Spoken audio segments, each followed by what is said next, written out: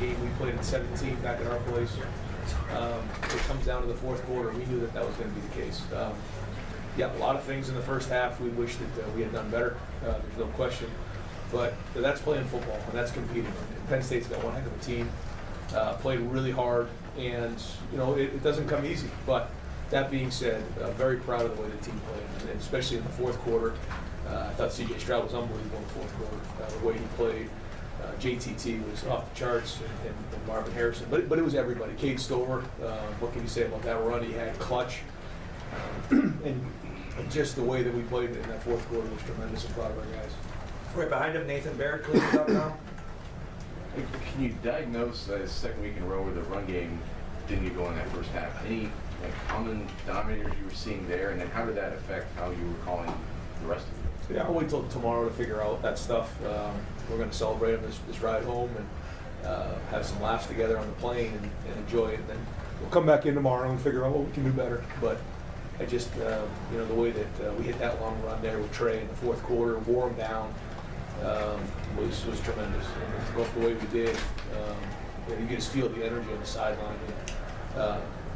Some things certainly we want better, but at the end of the day, great to get a win. And at the end of the day, when we go into these games, the expectation is to win. I know that's not everybody's expectation. That's our expectation. We want to play perfect, yeah. We want to win by 4 touchdowns, yeah. But the expectation coming in here has to be to win. And that's what we did. And when you look at the scoreboard at the end, it says 44-31. But what was the story? And this story has its own unique tale. And we always come out and want to do things better, but to play again the way we did in the fourth quarter was tremendous. Over your left shoulder, Coach Adam Rittenberg, ESPN. Yep. Ryan, you've seen a lot of football. Where does that defensive performance by JTT rank on the second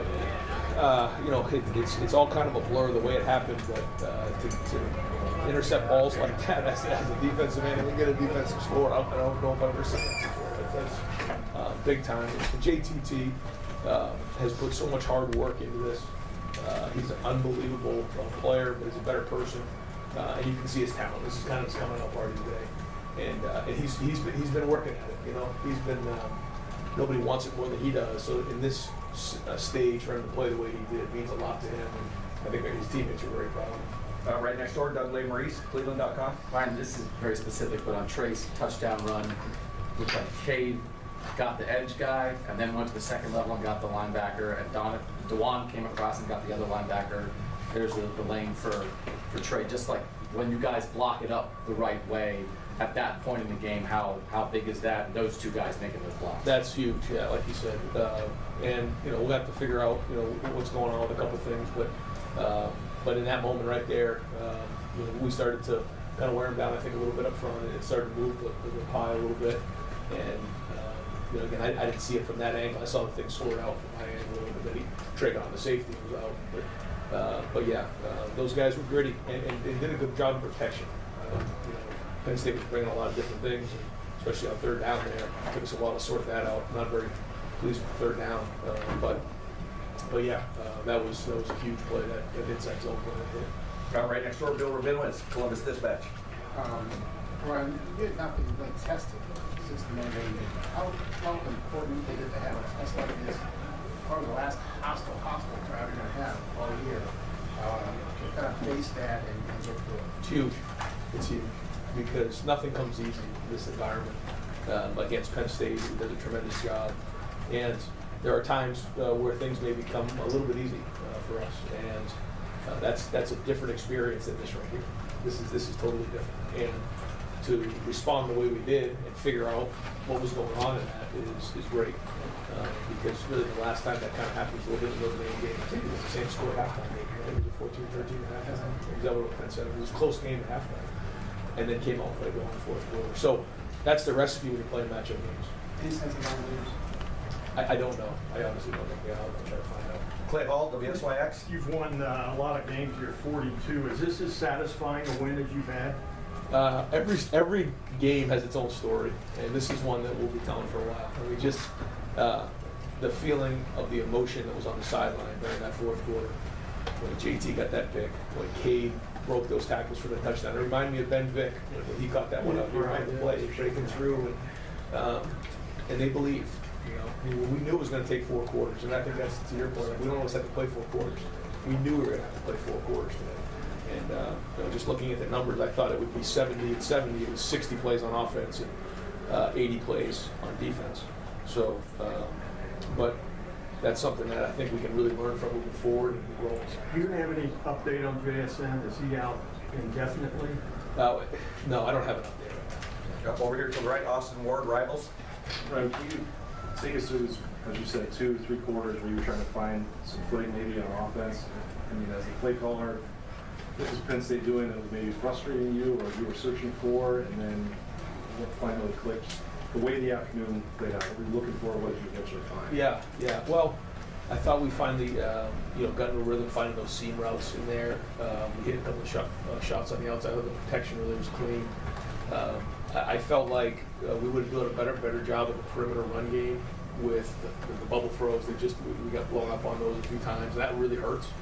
We struggled on 3rd down early on. We got that solved, which was huge because it kept the drives going. And I felt like we could have done a better job on 1st down, staying on schedule. They do a good job of taking away a lot of the easy stuff. So we just, again, couldn't quite get her going in there. But we did have that one good drive, and I just, at the end of the day, when you're playing these type of games, I think you have to look at the body of work through 4 quarters. And I think we're all used to saying, all right, what do we do in the first half? Right. And it's like, okay, but it's 4 quarters. And so when we're playing a matchup game like this, it's the whole story, and it finally clicked there at the end of the game. That sequence right before halftime, did you think you had a timeout? The scoreboard said one thing, Fox podcast had another. What was going through that decision-making process right there? Yeah, we had 6 seconds left. I thought that we could take a shot in the end zone. We knew they were in 0 coverage, and I was going to take the delay game and then just kick the field goal, but then felt like maybe CJ would know to throw the fade up and see if we could get it for 0 coverage. We were not on the same page, he and I, but I'll take all the blame for that. It's totally not his fault. Shouldn't have been in that situation. 6 seconds left. Just kick the field goal, get some momentum into halftime. So I'll take all the blame for that. But you weren't trying to call a timeout there. I mean, you weren't running. You didn't, because you kind of ran. So I ran down, and as I was running down, I realized, yeah, that's it. Over to the right here, Dylan Davis, Delaware Which Gazette. is not a good feeling. I believe it was 2019 against Penn State. There was a timeout on the field, and everything was going wrong, and you told your team that at some point you have to be willing to take punches and respond. For somebody who's talked about toughness so much and how big toughness isn't for this team this year, what does this win say about that? Thanks for asking that question. That's what means everything to us, right there, what you just said. Because there's a lot of things that come into play here. Talking about the best quarterback in the country in C.J. Stroud, JT's coming up already in Marvin, and the score and what we did in the first half. But what you just said is everything. That's, to me, the difference between winning a championship, reaching our goals, or not. What you just said. And we responded today. And I think that's why it's so satisfying, is that we did that today. Can we clean things up? Yeah, but that's football. And you see it every single week. You see games go back and forth. And again, a lot of respect for Penn State, for James Franklin, for their staff, and this environment. This is a hard place to play, and it always is.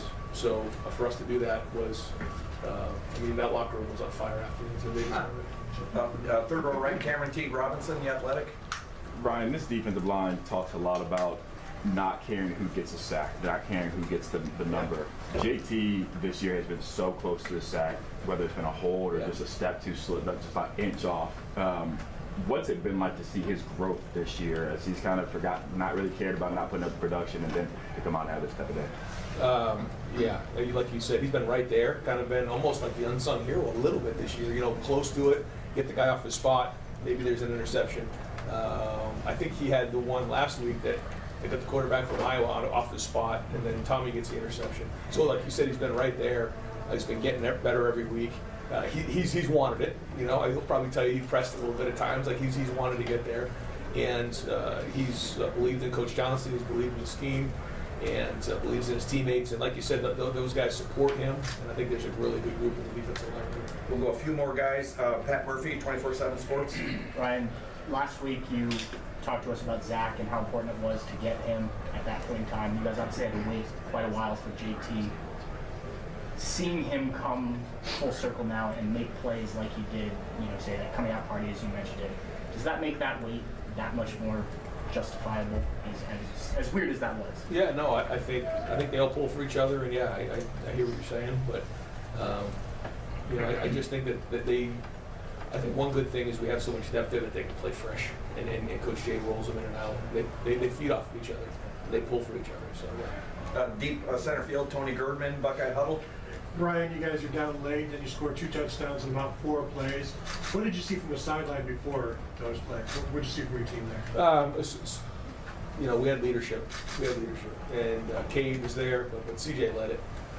I don't know what CJ's numbers were in the fourth quarter, but I mean, he was tremendous. To come in and play like that in this environment and go put the offense on his shoulders like that. But listen, it's everybody on offense, but boy, he was gutsy in this game. I'm proud of him. Over to the left, Dan Hope, 11 Warriors. Ryan, just the overall defensive performance, obviously most points you guys have allowed this year. So what are your kind of overall takeaways on how the defense played today? I thought they competed. You know, when you're playing in a game like this, which I don't know if we mentioned it leading up to it, but I know we talked about it a lot. I don't know if we talked about the media. Was that they're no huddle and we're no huddle. So the plays were going to be more, and it was going to be a 4-quarter game. So with that, you know, this is what you typically are going to get. And you know, they had their big plays with us and their turnovers too. And when we can feed off each other like we did, that's when we can flip the scoreboard. And would we have liked to have done it more? Sure. But that's a great challenge today that we responded to. Bill Landis, Athletic.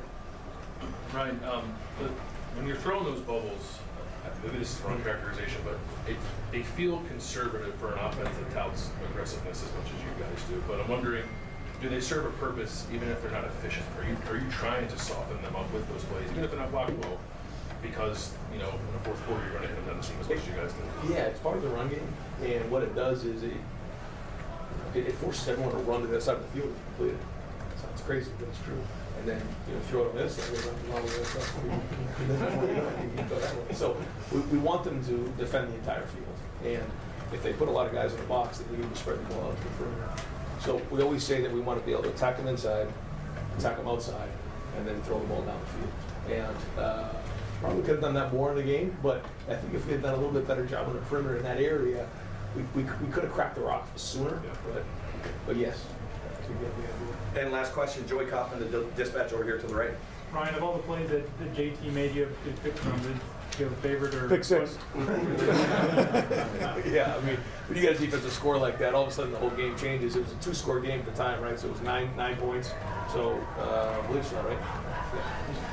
Yeah, that's right. And I remember I was on headsets. Okay, so if they score and make it, you know, a 1-point game or however that was, how are we going to play the game a little bit different? You get the ball back and it's a 2-score game. We're probably pretty conservative at that point. And then the next play is pick, you know, it was first play of the drive, I think, right? It was a pick 6, and all of a sudden, you know, you just throw it up in the air, and that's about it. We're good, boys. And the sideline just went nuts. So that was my favorite. Keep one quickie. Martin Harrison Jr. comes out of that game, gets banged up, goes back in, 10 catches. That third and 10 catch on that slant, Tough. you know. It was tough. Yeah. Bringing 0 coverage. What a day. I mean, can you explain his day? Tough. I think that's what it was. I mean, we know Marvin's talented, but to play tough the way he did says a lot about him, and he was gutsy today, like you said. Gutsy. Right, I'm sorry, just for context, what do you think of the Penn State secondary today? The challenge tough. You know, they played hard, physical, like you said, kind of blew up some of the perimeter run game that we could have done a better job with. I think our guys competed against them. All right, folks. Hey, folks, we're going to do our players outside our locker room on this back side. If we can let me get Coach through so we can get him back there, and then we'll pull players out the back end.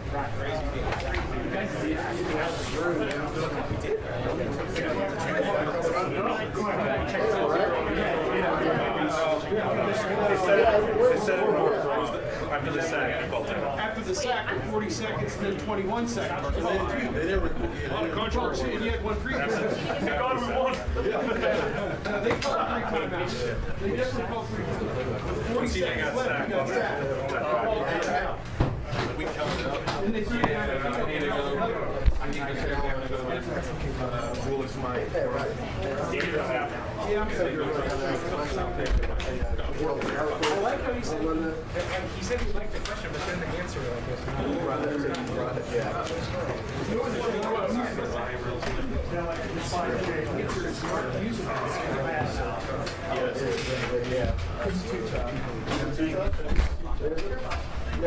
For average golfers, it's good. That's me. That's me. What's up, Jay? Have a good Ain't done yet.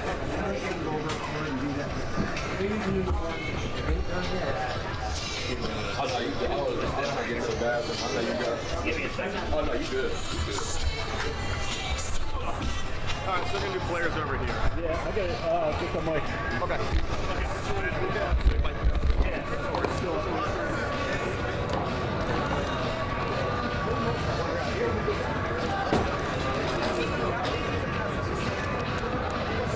A lot more people can pronounce your name. Guessing a lot more people.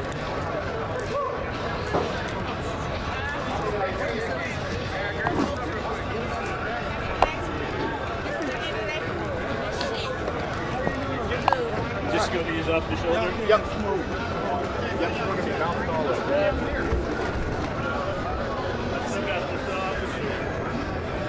Cool.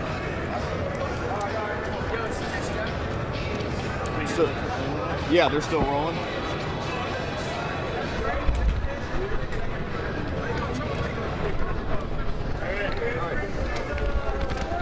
Still rolling, Darren.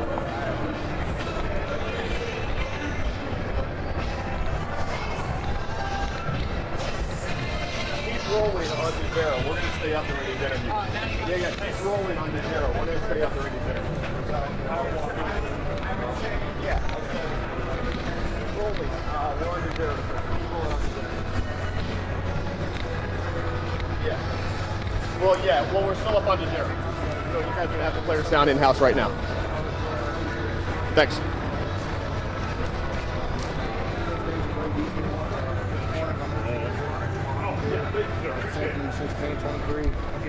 A lot of good pieces on that defense, so I'm really proud of my guys to be fighting. But you throw that fastball in there to him. I mean, it's a big play in the game and stuff. He makes the catch off. Yeah, I mean, what did you just say about Marvin? He's a great player, man. I mean, like I said before, it's his work ethic. It's what he does when nobody's looking. It doesn't surprise you, know what I mean? Even when Max, even on that second down, he ran a great route. Kind of a weird position on the field. I tried to bang it in on him without throwing an interception because Mike was fishing. Even Meg had a great game, including Jude, being back home, so I'm really proud of it. CJ, as far as adversity and what you guys overcame today, what kind of win was this for your team? It's a great win, so I mean, we're really happy with how we played today, but we got to move on, learn from our mistakes, and go on to Northwestern. How would you assess your fourth quarter? Buckeye football, I mean, we know that it gets tough in the fourth quarter. I think we're a fourth quarter type of team, at least we try to be, so we work for that in the off season. Pushing sleds, lifting weights with Coach Mick, Coach Quinn, Coach Nico, Coach Biggs, Coach KP, so those are the dudes who are why we are so good in fourth. You haven't been able to have many of those? Is he available, Jerry, or we wait? Yeah, he's doing it. That's right. I got you. Can I get him 60 seconds? No. No, that's no? Yeah, that's just because I got so many other people.